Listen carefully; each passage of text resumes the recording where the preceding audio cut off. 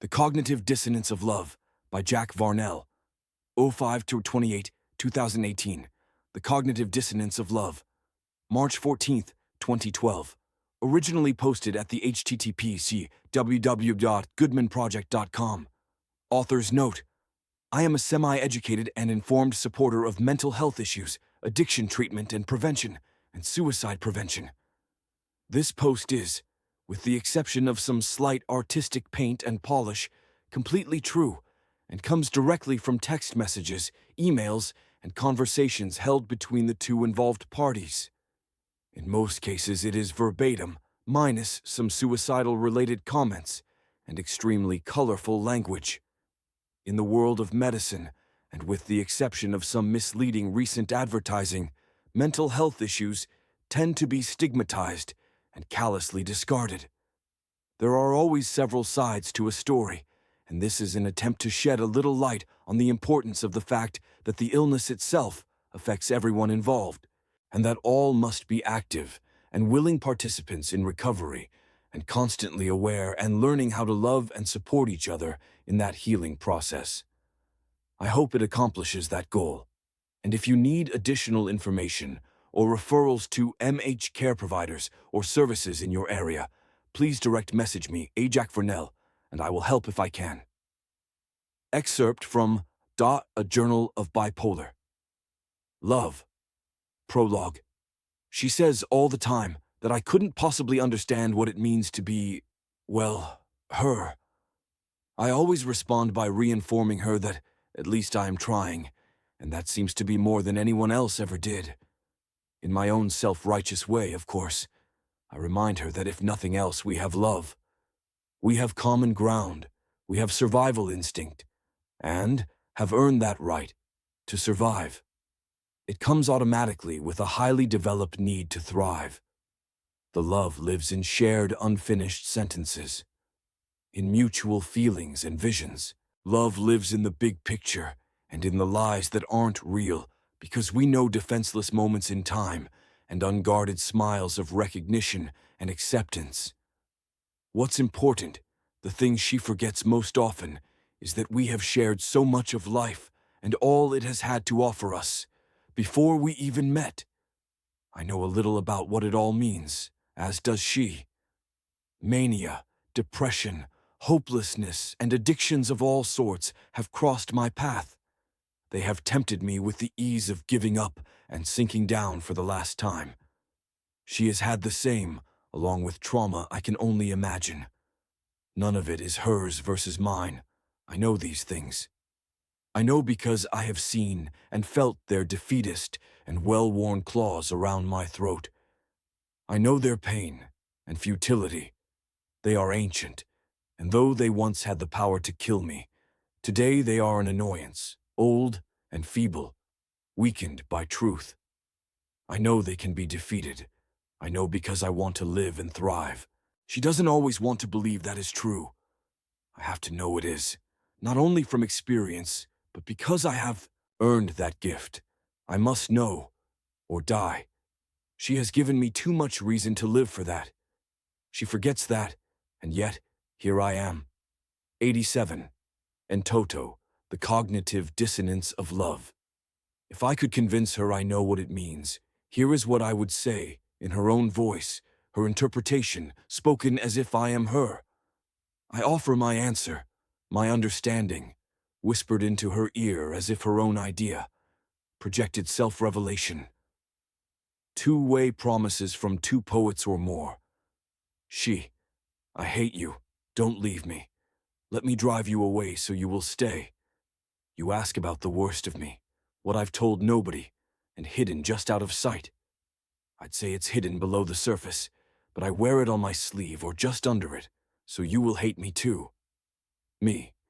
Yes, I ask, but I do not ask about anything specific. No best or worst, good or bad, right or wrong, secret or worn on a sleeve. I ask about you. I know you better than most, but never enough. I want to know. I'm a seeker and you have been found. I only know the glimpses. I am together selfish and selfless. I love the feeling of loving you, and I want to know how to love you more. and better. I ask because I must. You've hidden away too long. I ask because to quench the longing, to be part of the sum total of you and I. It is the holy grail I have always sought. She. Explain it. How do I explain myself when I am not even sure myself? How do I put into words what I have run from, what has kept me running for so long? I'm capable and willing to tell you all my secrets. I want to tell you everything, though I really can't or won't. I trust you enough to let it slip out a sliver at a time. Me. I do not require explanations. It's the explanations and reasoning that is flawed. Nothing is just the way it is, and needs scrutiny, investigation without prior contempt, not blind acceptance. What I need is a more clear understanding of what the lies you believe are. The possibility exists. I can offer hope, because you choose to finally question the rest of the story. She. Maybe it will help me, this full disclosure. Maybe you will hate me. Please do. It would be easier. Maybe you will understand. I don't know. I don't care, yet I am sorry. But I am sick. Sick of running. Running on sickness. Running with scissors, hoping to fall. So here and now, you beautiful fucker, I give you what you think you want. I hate you. Not really. It's just what I do, but sometimes I think it is true. I let the phone ring when you call, or pretend I am napping even though I want to talk to you more than anything in the world.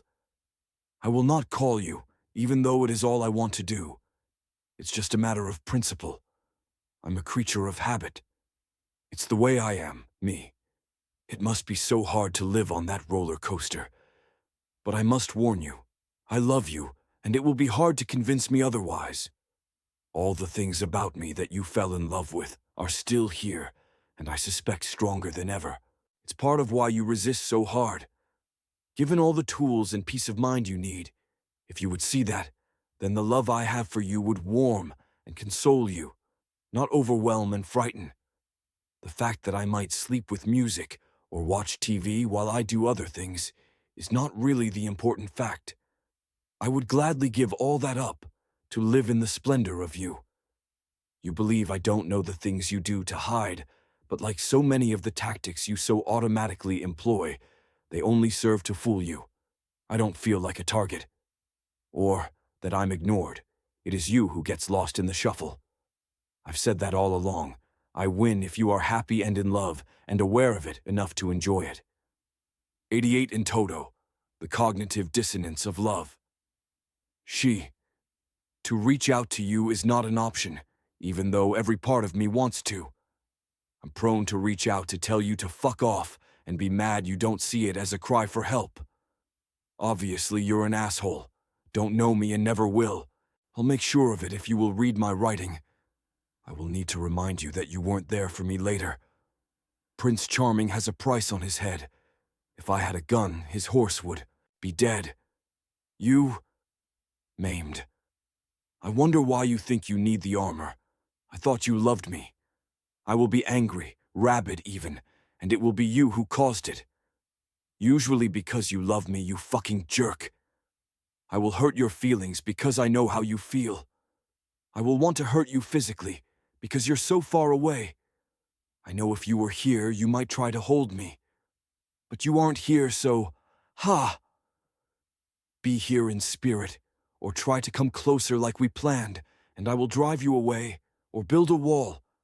I do that very well. I told you from the start, I'm afraid to let you closer.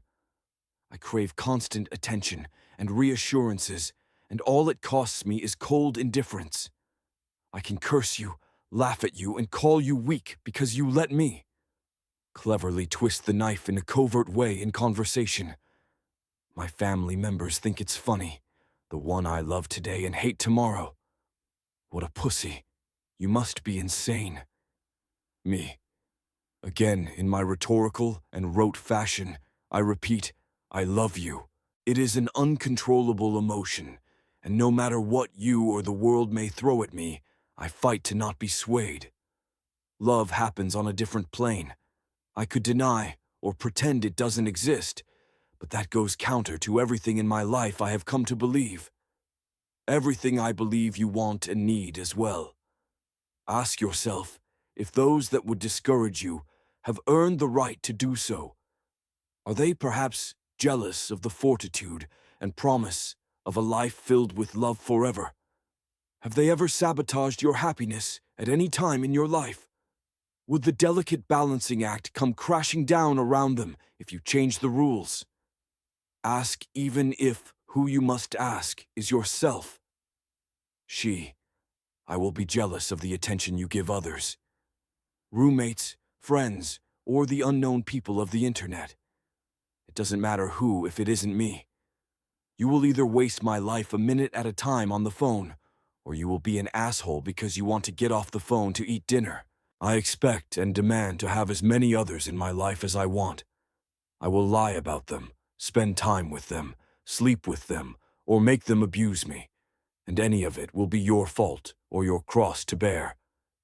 I'll have them whether or not you want me to, and especially, if it's just because you don't want me to. I'll compare you to them one day and you'll shine. The next you will stoop lower than any of them, or hurt me exactly like they did. Or did they? I forget. Can you please remind me? I will get mad at you for ignoring me. I will feel close to you and care for you one day, even be in love with you. Only to be mad and want you out of my life the next. Smother me with that same shit, different day rhetoric, with all that garbage about love, which doesn't exist, by the way. And you are a self-righteous prick if you think you could love me, or that I would ever love you. Though you are a saint for trying, and I can't understand why you would, except that you must be insane. I can't understand why you love me, so you must not. Not really. There is too much risk in that. Euphoric recall and emotional amnesia are the most blatant symptoms, and I use them like a reverse blanket to keep me cold. Maybe I've always had them. I don't know, care, or really even remember. The thing is, I have the memory of an elephant. An elephant in the middle of the room I ignore or feed, depending on which serves me better at the time. And like an elephant, when it is time, I will go off alone and die. I'll show you. 89. En toto, the cognitive dissonance of love. I tend to see every event, each day, each conversation as a separate event, always looking for signs that you might hurt me. They are all disjointed, and you can bet I'm keeping track. When I feel neglected, I will get mad and forget that the day before, you told me how much you cared. I'm an inconsistent mess. There is a part of me who is happy and confident, and another part that is insecure, afraid, and that needs a defense whether it works or not. These days, I never know which one it will be. Every time I think I am in control, that I know you care, and